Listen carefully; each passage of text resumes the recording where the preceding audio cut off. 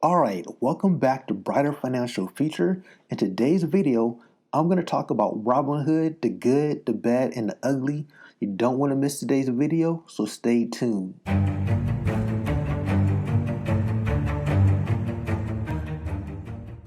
And just a disclaimer, I'm not a financial advisor. This video is strictly for educational purposes only, and this is only my opinion. Any investment involves risks. Let's jump into today's video. Now, Robinhood has been in the news a lot because of the GameStop situation and AMC, how they make money, and so forth. In today's video, I'm going to talk about the pros and the cons about the Robinhood app and things that you need to know. One thing about Robinhood is it made investing easy. One of the ways they did it was making investing accessible to as many people as possible. When you sign up to Robinhood, the interface is very simple, somewhat plain, which makes it more appealing to the general public. And with confetti and a couple of little sparks here and there, but overall, it's not very dense with information when it comes to investing. It's just buy, sell, trade. It's a straightforward platform. They also introduced no trade fees. Now, this is a big one because if you're new to investing, you might think this was always the norm. Robinhood is the reason why most major brokerages cut or eliminated their trade fees altogether. So for example, if you wanted to buy a $30 share of AT&T, one, you had to buy the whole share. Two, you had to pay a trade fee. So for example, if I wanted to buy one share of AT&T for $30, I had to pay $5 on the low end all the way up to $10 just to buy it. And if I wanted to sell it, I had to pay an additional $5 or $10 depending on the brokerage. And $5 was considered cheap. So just to buy and sell, I'm already down $10 on a $30 stock. So that stock will have to double just for me to profit. A little less than double. You see my drift, right? So that's why Robinhood, regardless if you love it, hate it, you want to burn it to the ground or whatever, that's probably one of the most important things about their legacy is that they introduced no trade fees to the game of investing and making investing easier and accessible to most. Also, the fractional shares is the big one because you can invest in, say, for example, Amazon with as little as $5 a month, $5 a week without having to pay $3,000 for the whole share. And that's big. That's huge. They really popularized those two things. Even if their app is canceled and it no longer exists, those two things alone has forever changed investing as a whole. Also, some of the basics, they do offer stocks, so you can buy stocks on Robinhood. You can do options, and you can also buy cryptocurrency. In one platform, you can do stocks in crypto without having to join another platform for the basics like Bitcoin, Ethereum, Dogecoin. So they have it all there. And going back to Dogecoin, they're one of the few places that do offer Dogecoin, which you can actually, I'm going to put a link in the video if you want to kind of watch my explanation of Dogecoin and what's been going on with that coin. And when it comes to cryptocurrency, there are no fees when buying cryptocurrency. So that's another thing. If you have Coinbase, which is a popular app when people buy Bitcoin, Ethereum, and a couple other coins, there is a fee buying and selling cryptocurrency with that platform. So that's and other platforms as well. It just really depends on the platform that you use. So those are the positives when it comes to Robinhood. Now let's get into the cons, right? Nothing in life is free. So in order to get away from $5 and $10 trade fees, Robinhood, one of the ways that Robinhood get paid is through order flow. Brokerages like Robinhood, they take orders from their users and sell them to third-party market makers to execute trades. It's called Payment for Order Flow, PFOF. It's a controversial but common practice. So market makers, also known as speed traders, can use the order flow data in a spread to make their own profits. So that's one of the ways that Robinhood actually makes money. No one's going to give you anything for free in life. So that's one of the drawbacks when it comes to Robinhood.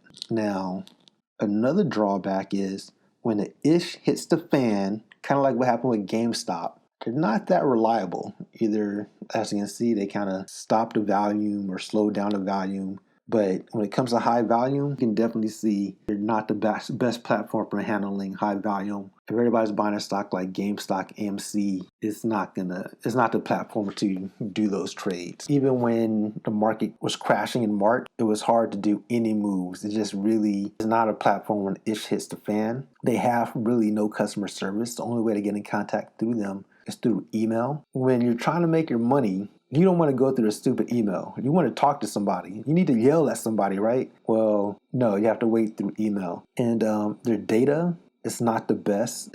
Even though their data is limited, I would use Yahoo Finance or another platform to get your data, because I have noticed, depending on the stock, the data could be incomplete. For example, sometimes I'll look at a company that has a dividend yield, but that company either suspended or ended their dividend. And another thing I noticed when it comes to companies who did a reverse split, they'll show that as a positive sometimes than what it actually is. So for example, a company like Washington Prime Group, they did a reverse split, but if you look at the stock, it says it's up over 1,000%. Remember, actually, it was a 9-to-1 reverse split. That's one of the things they kind of look at. Their data is not, I would look at their data just to get an idea, but then you want to kind of deep dive and use something else for your own individual research. And at this time, they don't support coin withdrawals. So if you buy crypto through Robinhood, can't withdraw your coins from the platform. But in the future, they plan to do something for that. But right now, it's something they don't support. You also have the tragedy of the 20-year-old student from Illinois who apparently committed suicide on June 12, 2020, after his Robinhood account showed a negative cash balance of over $700,000. And that's going back to sometimes their information is not the best and the customer service very lacking. So those are the things when it comes to Robinhood to kind of be aware of if you do decide to use this platform. My overall thoughts for Robinhood, though, is I think it's good for beginners to use it as more so like a training wheel tool to get started in investing, or for people who want to get Dogecoin. It's a way to kind of enter the market and just get your feet wet. It's not something I will put all my eggs in the basket. It's something like, oh, well, you know what? I'm kind of interested in investing, but I don't know what to do. This is a platform that's not intimidating. Some platforms like Webull, when I first looked at the Webull platform, for a new user, that can feel somewhat intimidating because it offers a lot of tools and a lot of features. And Robinhood is very basic and simple. So that's one of the good things about Robinhood for a new investor, I would say. It allows you to kind of get comfortable with investing and just starting off in general. And then from there, I would actually move on. Or if it's only like a little bit of money, you can just keep it in Robinhood just to have the account open and then move on to another platform. Also, one of the benefits is they do give their new members currently a free stock that will kind of get your feet wet when it comes to this investing game. I'm going to leave a link in the bottom of the description if you do choose to go with Robinhood. I'm also going to leave a Webull link as well. And we want to go with Fidelity or Vanguard. Those are excellent choices too. No pressure. But yeah, let me know. And for me personally, I still have a Robinhood account. I just use that for stocks that I had previously. I just use the dividends to buy other stocks, but I don't invest any new money into the account. It's just basically there. At some point, I might transfer it over to another brokerage. At this point, I just haven't done so yet.